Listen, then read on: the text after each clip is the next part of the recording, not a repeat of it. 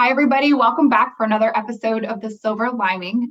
I absolutely love doing these podcasts. This is so much fun for me, and my next guest is definitely not going to disappoint. I've known Ricky now for quite some time. Ricky Wilson and I have met on Instagram, is actually how I think we connected, probably now 3 years ago. I think so, about 3 years ago, yeah.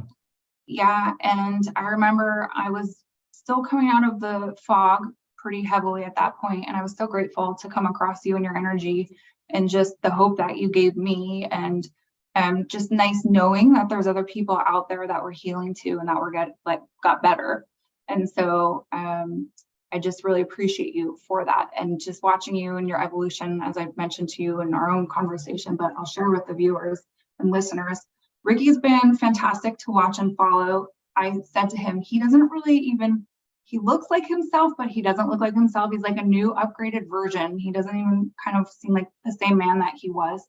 And he's doing coaching now. So if you're listening to this and you decide that you'd really like to reach out and work with Ricky, please do. I think he's a phenomenal coach. He's got so much wisdom to impart on people. You can contact him at ricky@thepowerofyou.coach is his email. I imagine you have a website too, and I apologize if I don't know this, but again, I see you on social media, and that's how I sort of keep up with you. What would be your website if somebody wants to find you there?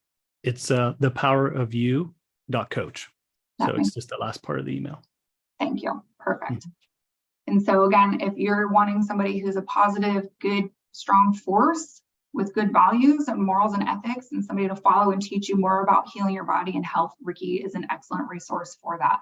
So I encourage you to reach out to him. But I'm going to have Ricky share his story with us today, again, about how he's healed from Lyme and tick-borne illness. And I had said to him before we started too, that I really appreciate his story because it is a reminder that healing can happen instantly. And he's going to share that with you and how that happened for him.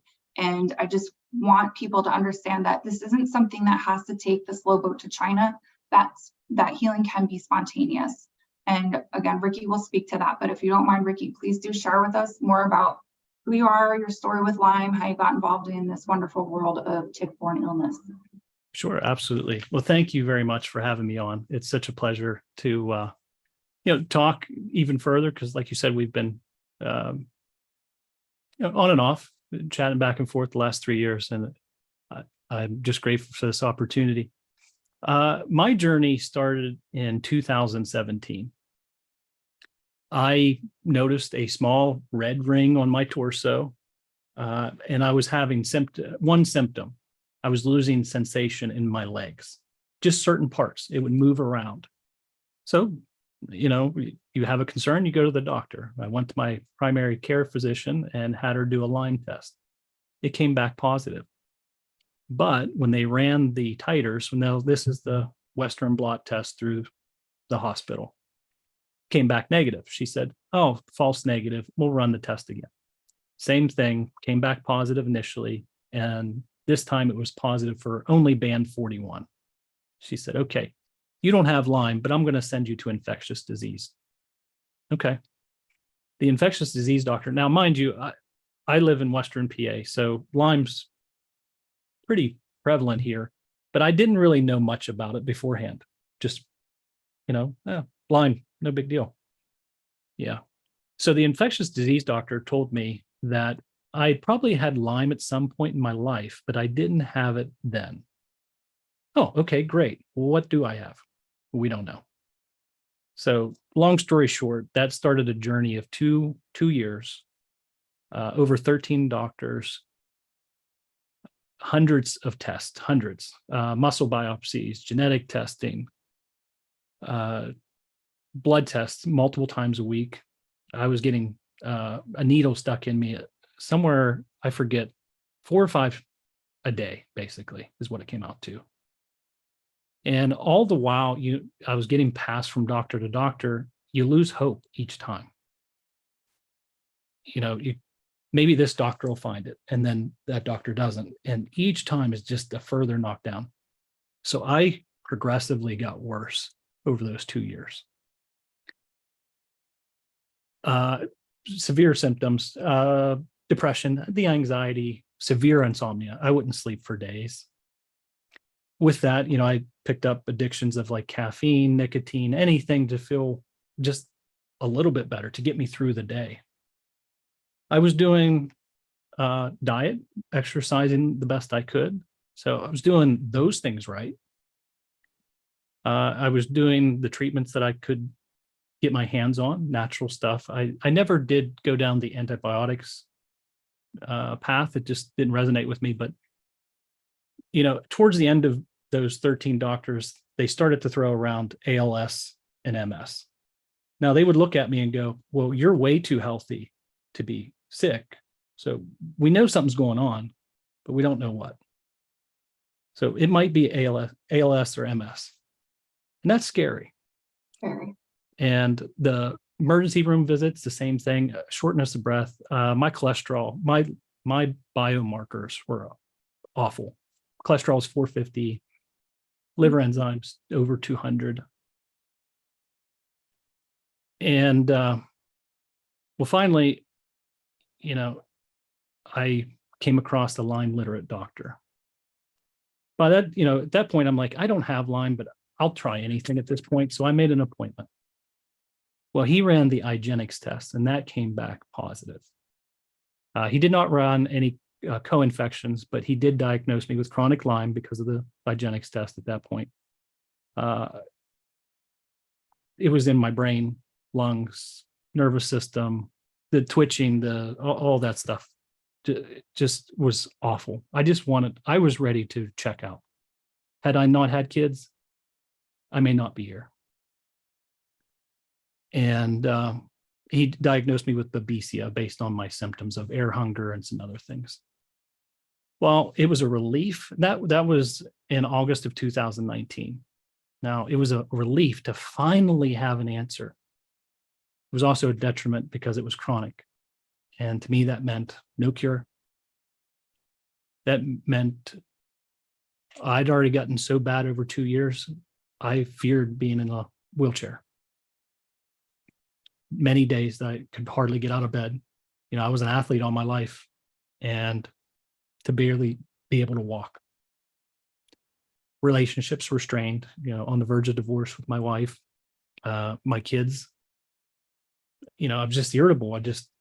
All they knew is I got up, went to work, came home, and went to bed because I either had panic attacks or I was so exhausted because I put on a fake smile, the best I could to fake it throughout the day. And that went on for a couple of weeks. After I got the diagnosis, I got worse even. I was even progressively got worse after that. And part of that is I started some drops and different natural homeopathic things to treat Lyme specifically. So I did have a Herx reaction. But 4 weeks after I got that diagnosis, my daughter, who was 4 at the time, asked my wife, will Daddy ever be happy again? And she pointed a picture on the wall of our family where I was smiling. Still emotional, but that did something to me. I'm like, you know what? I am not going to do this anymore. I am not going to do this. I can't. They deserve better. So right there, I just decided, you know what? I'm going to beat this no matter what. I don't know how. I don't know how long, but I'm going to do it. And not only am I going to do it, I'm going to become 120% better because of it. And I was determined for my family, for myself, and for everybody in the Lyme community. Little did I know what I was doing then, but I'll fast forward just a little bit. 4 weeks later, on October 13th, 2019, I was out in the yard listening to some motivational stuff.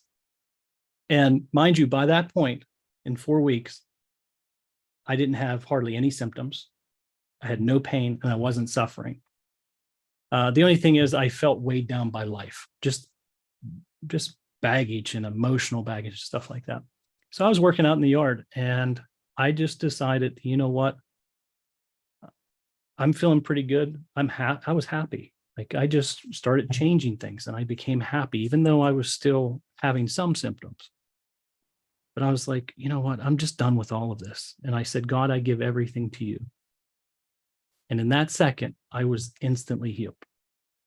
Now, what I haven't shared a lot of is that was also a spiritual awakening, which I didn't know was a thing or even a possibility at that time.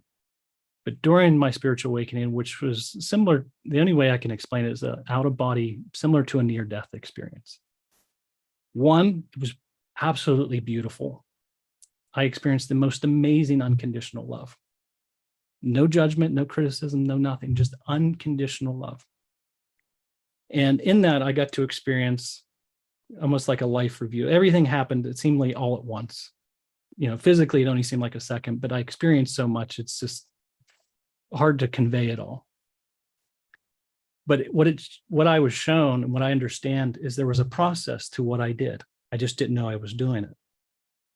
So when I set that intention that I was going to get better no matter what, basically that's saying a prayer. That was a prayer. It's a strong desire that I had.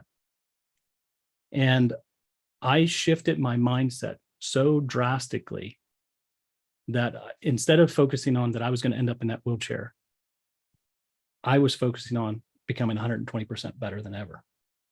And that started to change things. Now, mind you, I didn't change anything as far as treatments. Actually, I dropped a lot of things. I wanted it simple. It's so overwhelming. So many things out there about Lyme, and this works for that person. That I'm trying them all, anything to feel 1% better. And I'm like, you know what? I'm just going to keep it simple. Things that made me feel good, music. I wasn't really into meditation or breath work or the spiritual side of things. I just didn't know it then. But I dabbled a little bit of it. Acupuncture was a huge benefit. Detoxing. My mind, my body, and my life were extremely important. Intermittent fasting. But what drastically changed was those days that I still had days I couldn't get out of bed. It's not like they magically disappeared, but they went away very quickly. What my reactions to those changed. Instead of saying, I hate this, or this is so miserable, I embraced it. And that's so key. Instead of telling myself this means I'm getting worse or fearing that I'm getting worse, I told myself that this means I'm healing faster. And what I understand now is I was impressing my subconscious. I was raising my consciousness, raising my vibration by loving and embracing and allowing what I couldn't control to go and only control what I could. And that was me, how I responded to it.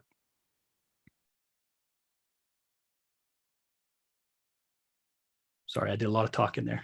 Oh, no, you're totally fine. And I think that's really an important thing is like when we start to embrace it more as a positive or like something that we could love versus something that we absolutely hate, as hard as that can be in the paradigm shift in your mind, that's huge because what you're doing is, again, reprogramming the subconscious. You're completely changing the vibration, the frequency, the energy that you're emitting, that you're attracting.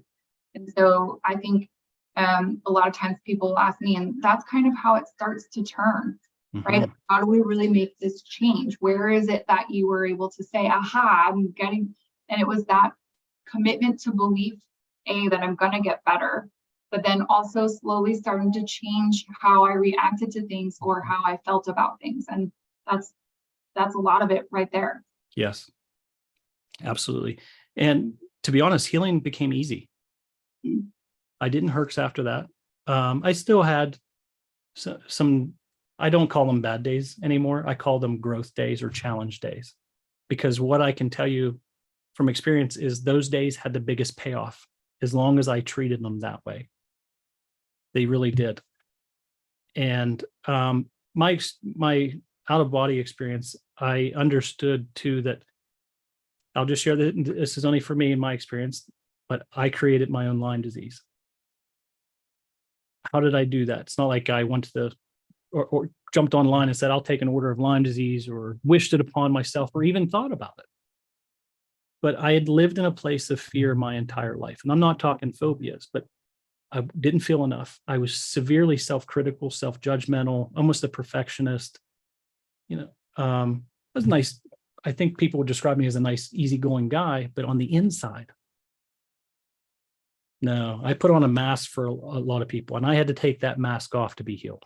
I had to let go of who I used to be completely surrendered it all. And I was completely reborn. All symptoms resolved.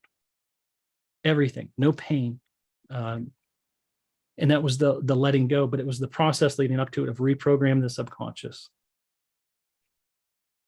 I don't attribute any medication or anything to my healing, but to the support of helping me mitigate symptoms and help me keep my mind focused. Is what I contribute a lot of that to. But, from that experience, I don't believe that we're meant to get sick.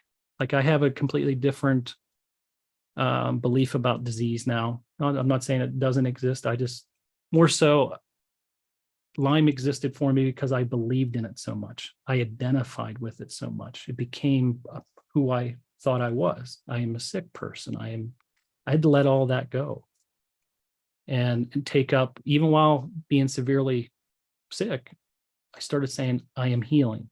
I am getting better. Those are all so important. And I said, I don't look at disease the same way. I look at it as a benefit. Lyme became my greatest blessing in life. Yes, my kids and my wife. Yes, absolutely. But I would not be who I am for them today if it had not been for going through that journey. The difference was the mindset shift and embracing it. And I truly believe that now, as I understand it.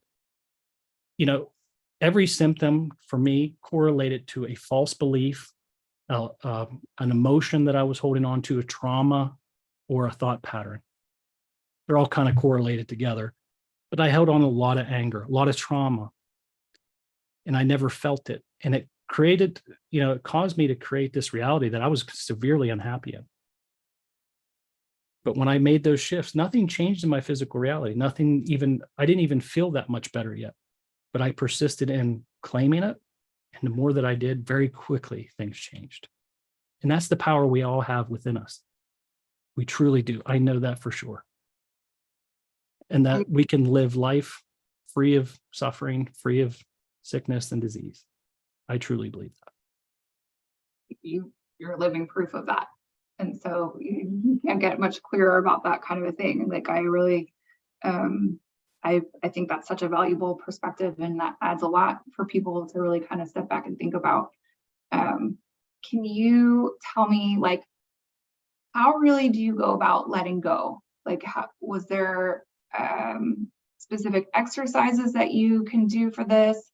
And how do you really let go of that anger? How do you really find space to forgive self? How do you really come clear with yourself and getting that mask off of you to be able to see yourself vulnerably and open for who you are, so you can go forward and heal yourself better? Yeah, no, that's a great question, because that's the uncomfortable and the difficult part about it to me. How I went about it was a little bit different, because one, I didn't understand what I was doing, but simply I shifted my focus repeatedly.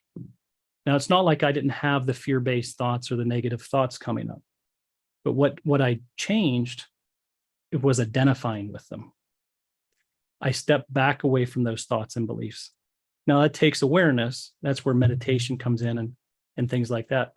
But what I did, and I see this a lot, that people try to control them. That's a mistake to me. The more we try to control the negative thoughts, the more we resist them, the more they persist. It's almost like feeding them. Yeah. So one thing I like to do is embrace them. Don't judge them, but I started to utilize them as an affirmation of what I didn't want. So if it said, I'm never going to get better, I used that and said, that's not my belief. I therefore affirm I am getting better. I am healthy. So I used them as contrast. As far as letting go, I was just so intently and desired so much to be a new person that I only focused on that. And that can be difficult, but every time that I shifted my focus away from that wheelchair to I'm becoming 120% better, I was impressing my subconscious, and it got easier and easier. So it is a bit of a kind of chasing your tail at first, of rewriting your thoughts. But after that, it becomes so much easier. I think about it as like working out, right? Yes. Like we start with very small, measly little muscles, and then over time they get bigger and stronger. And it's the same kind of thing, I think, with this kind of mental exercise, is that you have to start, and the more you practice, the more tuned that you become with it, and the better you get at it, and the stronger you are, and the more that you're able to withstand the things. Yes. Yeah. I call it a feedback loop. So I was in a negative feedback loop before. It was actually a negative spiral. Just I hit bottom. You don't have to hit bottom to spiral back up. But when I changed the thoughts, even though nothing changed physically how I felt or in my outer world, I still continued to persist in it. And that's important because things can't change until this changed for me. And I understand that now. The other thing that Lyme really showed me is it helped me discover who I truly am. I see it as a beautiful journey of self-discovery and self-mastery. Things I would have never forced myself to learn, Lyme made me learn them. And I love it for that. How the body works, how the mind works, how energy works. All that was because of that. But what made it bad was my fear of it. So as far as battling, I feel that's one battle that you don't win by fighting, but by surrendering. In trying to battle that, I was saying there is something to battle. But when I allowed, there was nothing to battle. It's just me correcting my thoughts. Yes.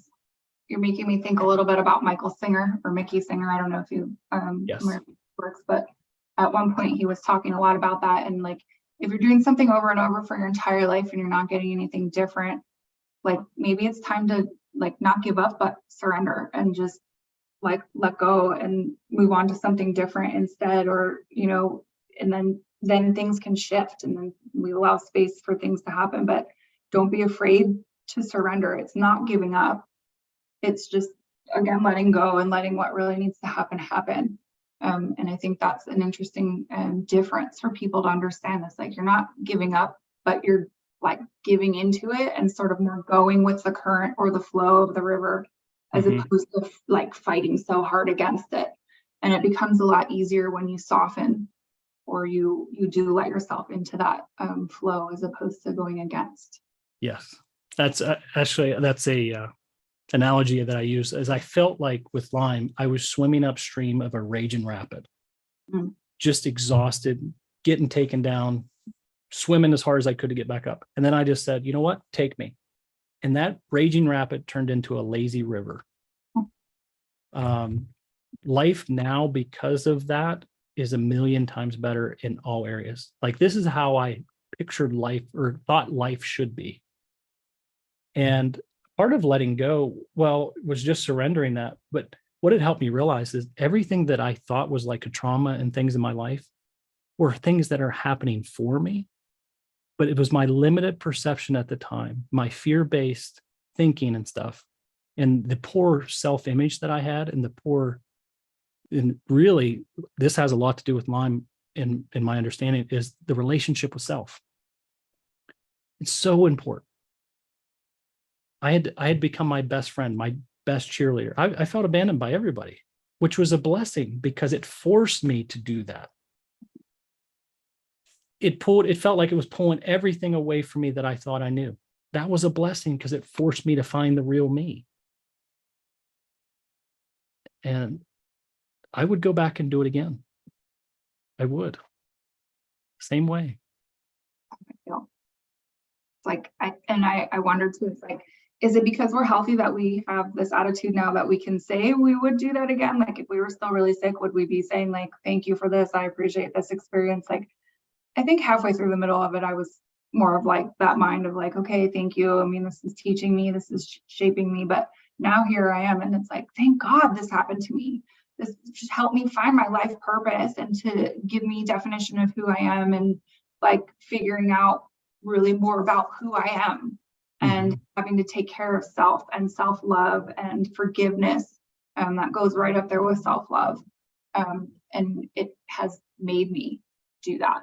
And again, talking to someone, my lawn guy today, about ticks, and he's like, yeah, I've had them, but I've never really come into contact with it. And I was just thinking about like, well, I don't want you to get it, but you know, if you do, it might be the best thing that's ever happened to you, because it's completely changed me and it's forced me into all these new habits of healthful life and healthful living and being much more good to myself. And I probably would not have done it ever if this didn't happen to me. It wouldn't have forced me into such drastic, severe changes.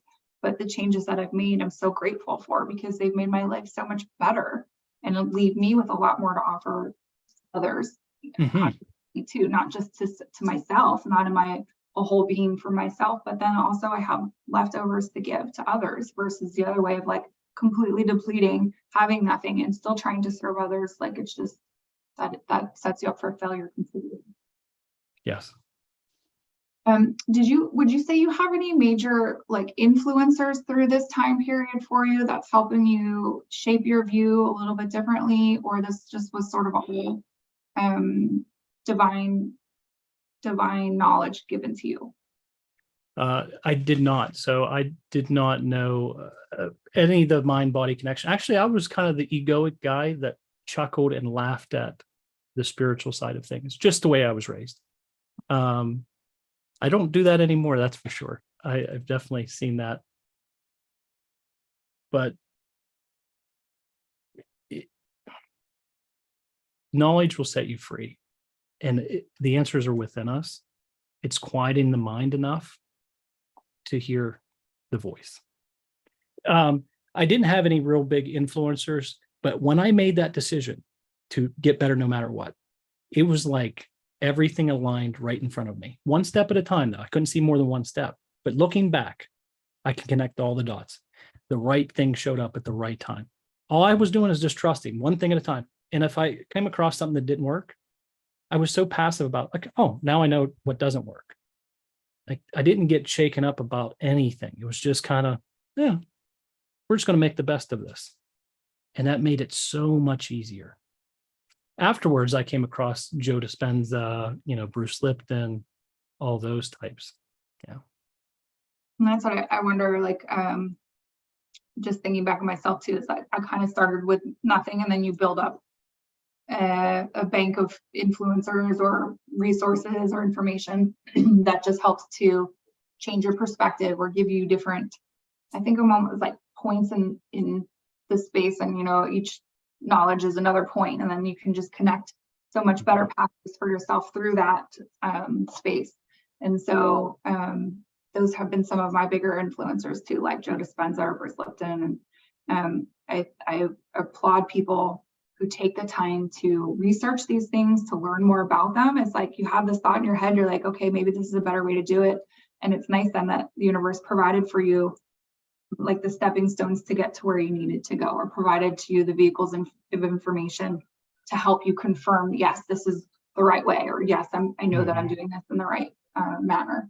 And I often think that there's really not one specific set way. Like, it's not like, okay, do X, Y, and Z, and you're going to get here. I think it's a lot of trial and tribulation, a lot of figuring out what does work for you as a person and what resonates with your soul. I think that there are some commonalities, however, in, again, looking at it in how we react to things, changing things to more of a positive thing, but wrestling with the inner demons and really figuring things out on the inside to make inside happy. Because if inside's not happy, the outside, the rest of it just doesn't function well. Regardless of whether we have a chronic illness or not, I just think that we're setting ourselves up for so many more negative things to happen to us when we're ignoring inner self.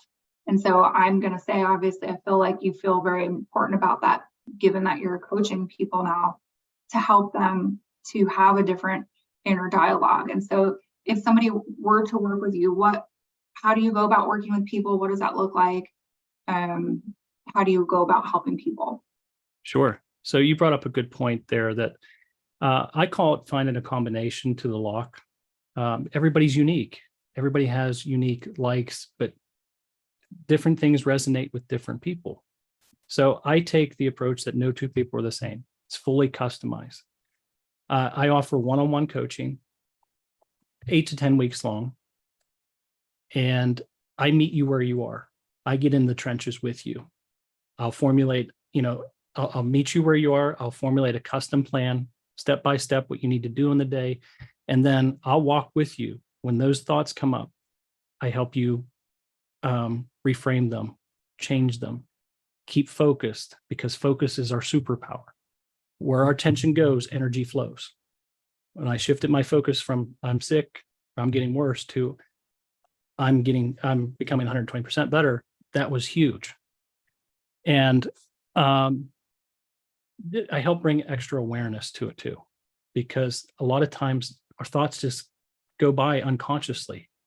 We need to become very aware of those. And the subtleties in the words that we use, like stopping to call things a bad day. That's so subtle, but it's such a tremendous change to say this is a growth day. We don't think about that, but the subconscious does. And that's so important to just, so I help point those things out, but I'm walking with you the entire way and just educating and supporting. And it's been going fantastic.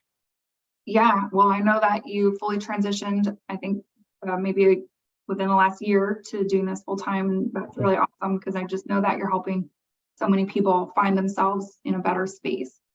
Do you work specifically with Lyme people, or you can work with really anybody? I would imagine anybody, but I don't know if you specialize with just Lyme people or.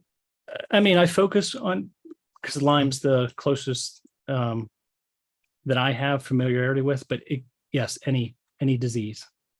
Okay. Well, any walk of life, really, if you're just kind of stuck, but I want to help people that are with chronic disease, and because I believe and know the power that we all have within us to overcome those things. Yes.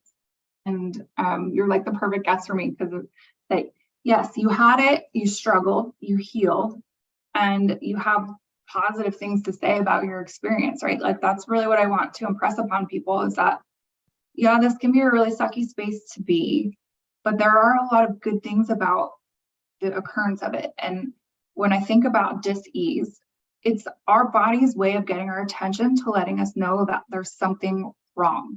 Mm-hmm. Something is happening, whether it's a behavior that we're doing, whether it's a food that we're eating, whether it's news that we're ingesting for our mind, whatever it is, something is not right. And there is dis-ease occurring from that. And so you really need to suss out and wrestle and figure out what is at the root cause of that.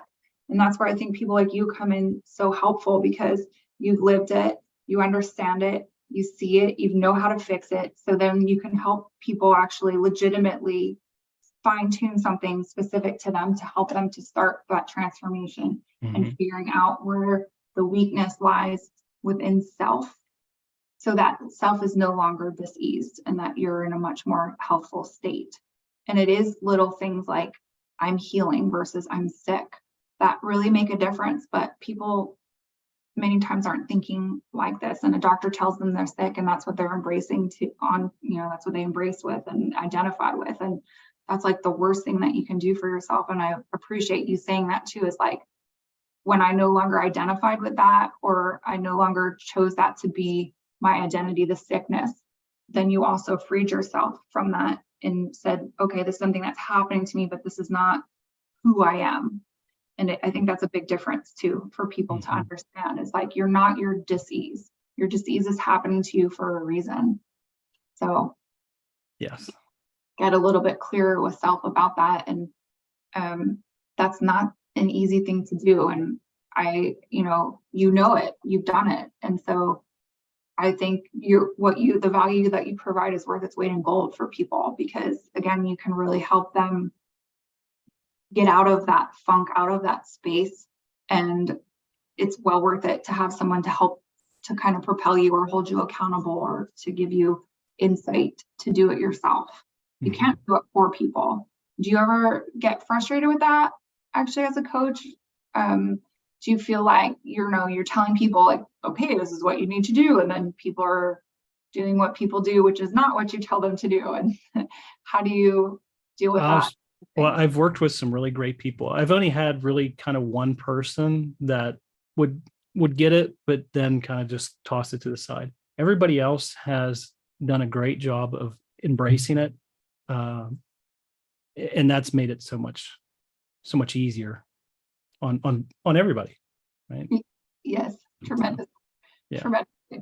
And I sometimes think about that with people when, people reach out for help and you're like, okay, I can tell you kind of what to do, but I think it's not the same in the game. Like if they're actually paying you to help you, I think that they're a little bit more accountable to actually what you're telling them. And I think it also signifies a little bit more about how ready they are to actually how committed.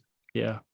Because that's another thing I struggle with sometimes. Is like, it's so expensive in a way to heal from Lyme. It doesn't have to be, but the route I took was pretty expensive. And I know a lot of people will spend a fair amount of money. And so it's like, man, I don't know, can I charge people for this? Like, but it's like, yes, because this is a really good energetic exchange. You have so much knowledge that you're helping to impart upon someone. And so they're stamping their commitment or their intent to the universe by giving you money back in exchange for that. And I think that's a really beautiful thing, that you can then find people who are genuinely ready to change, right? Do you have any specific words of encouragement for people that are still trying to find their way? I mean, I feel like you've shared a good deal already about this, but is there something specific that you would have people do or that they could start doing right now that would make a big difference to them? Yeah, I'll mention a couple of things that really stand out to me. One, have a very clear vision of the healed version of you. Create that. You don't be specific, but you don't have to be specific on the things that you're going to do and all that. Be specific on how you want to feel. Example would be something like, every day I feel vibrant, whole, and peaceful. I fulfill my purpose and journey with ease and grace. But I'm visualizing that while I'm doing that. That impresses the subconscious.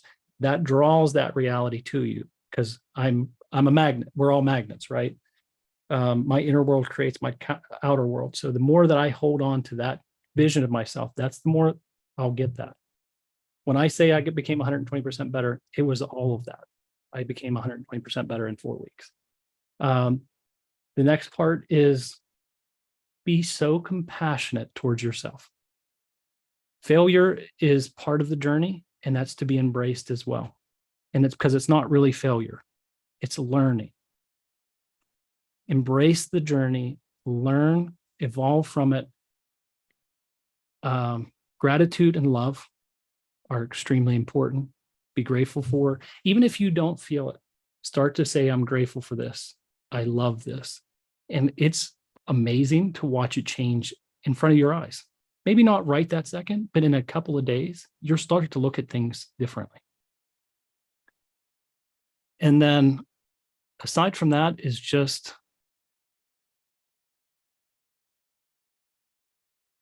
it's really just embracing it. It really is. And I know that's tough, but the more that you do that, the easier it becomes. Yeah. If I look back on my life, like I said, everything happened for a reason. It was my judgment of myself and of that, either being good or bad, that caused it to be that way. So I just learned that I used to be colorblind. I'm not colorblind anymore. I used to be overweight. All those things resided because of what I did here, connecting these two, pressing the subconscious, letting go, and just loving the journey of life. And it's amazing. And I want that for everybody, because I know we are all capable of it. Very much so. You're a very beautiful example, again, of total transformation. And I've had the pleasure of witnessing it. And it's just been something like, I've never met you in person, but again, seeing on social media and just how you've changed and where you positioned yourself and how much strength that you've gained through this experience is very evident. And you wield a mighty sword is kind of how I picture it now. And it's really beautiful. And I'm just very glad that you're still here, that in those 2 years of space that you were looking, like, you didn't go. And I'm glad that you had your kids to keep you here, because you have such purpose left for this world. And that's why you're still here. You know, this is that you have work to do for God. I'm grateful to have you as part of my experience here, and just the things that I've learned, and your energy has been helpful, very much so. And again, it's just nice knowing, I think of you on the other side of the state, because we're both here in Pennsylvania, and I'm like, Yeah. you all over there, like holding it down over on that side of the state. Yeah. But it's like, just again, knowing that you're out there, that you're there, that you're healed, that you're giving back and gifting to other people now, helping them to have better perspective to help themselves heal, is just awesome. So thank you for all that you do for our community. Thank you so much. Thanks for the opportunity to share too. Yeah. And again, you're like a perfect example. And the things that I think you've touched on, like some of the things that you've gotten out of this, just quickly, if you would, before we go, what would be the best thing that's happened to you as you've been exposed to Lyme and tick-borne illness? Lyme and and all of it is definitely been, but here's the key thing, is I had to embrace it as a blessing before I could see it as one. And it became my greatest blessing in disguise, but boy, is it tremendous, amazing miracle now. I love that. I love seeing like how you say that and shape that. And so please, listeners, know that it is possible. And again, Ricky is a fantastic example of somebody who's pretty much healed himself instantaneously. And so when we're thinking about these things and we're like, oh, I've been sick for so long, or I've been trying for so long, don't give up. Please know that you can get better overnight, and there are other great resources here for you to reach out to if you're feeling like you're in a low place and you need somebody to bolster you or give you a little more confidence or a little love or whatever it is that you're needing. Reach out to somebody like Ricky. He is here for this specific purpose. He's walked this path. He's gone through this journey, so that he's here as a resource to help you to get better and to heal yourself as well. So thank you for listening. Thank you, Ricky, for your time tremendously. I look forward to seeing how things play out for you in the future and watching your continued success and health. Thank you. Thank you, everybody. Definitely. Have a good night. Thank you. You too. Thanks.